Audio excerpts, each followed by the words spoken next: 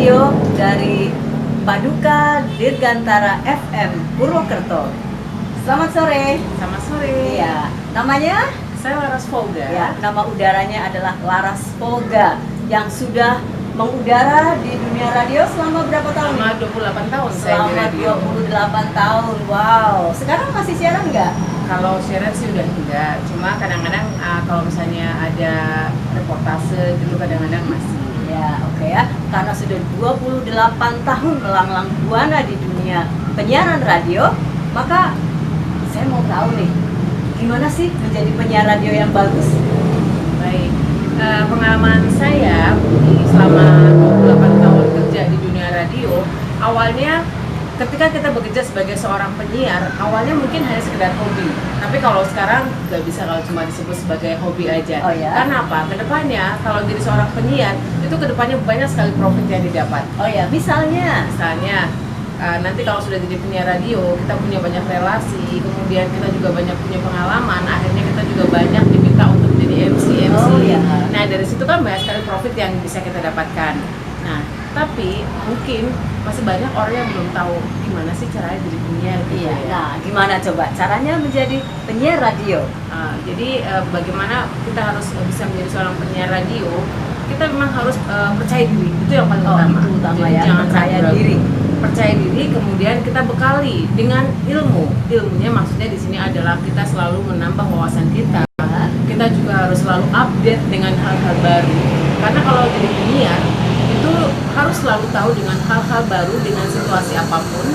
Juga kita harus selalu banyak mengetahui tentang berbagai macam musik. Ya. Yang namanya penyiar radio Ya. pasti harus tahu lagu dong. Nah, jadi musik juga harus kita kuasai banyak.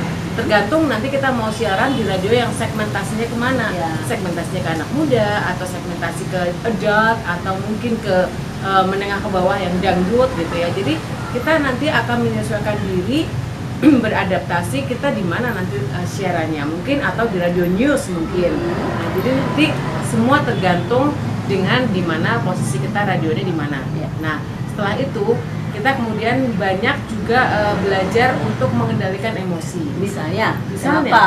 saat kita siaran nih, mungkin suasana hati kita lagi nggak enjoy misalnya, Oh, ya. atau lagi sedih, atau mungkin lagi putus sama pacar Ya. gitu. Nah, bagaimana kita harus bisa menguasai diri, menguasai emosi kita untuk tidak terlalu lebay ya dengan Ya. perasaan yang kita lagi Tinggalkan rasakan. dunia nyata sementara dan betul. harus terbawa dengan Hmm. dunia siaran itu sendiri. Betul. Ya. Jadi kita benar-benar harus bisa mengendalikan emosi diri kita.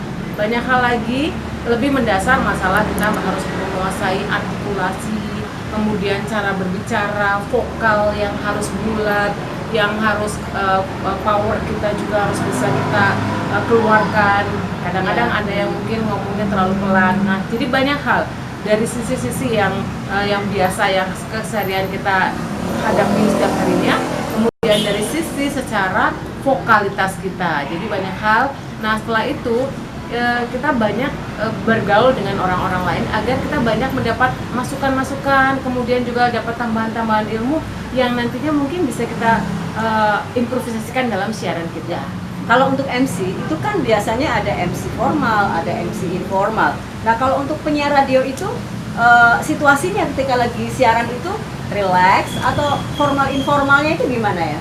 Kembali lagi pada segmentasi di situ. Oh, Jadi iya. kita akan bekerja di radio mana? Kalau misalnya kerja di radio anak muda, pastinya dengan bahasa gaul, bahasa yang selalu hits, yang lagi jadi hitsnya di anak-anak muda seperti apa. Beda lagi ketika di radio news misalnya, kita pasti dengan bahasa yang formal dong. Apalagi ketika kita membacakan suatu berita, nggak mungkin kan kita bacain berita itu dengan bercanda.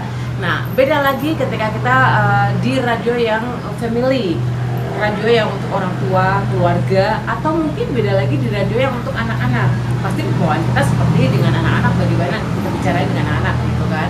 Atau beda lagi ketika kita radionya di menengah ke bawah, yang dangdut, yang pantura, yang tarling. Oh ya. Kita akan beda lagi cara membawakan acaranya.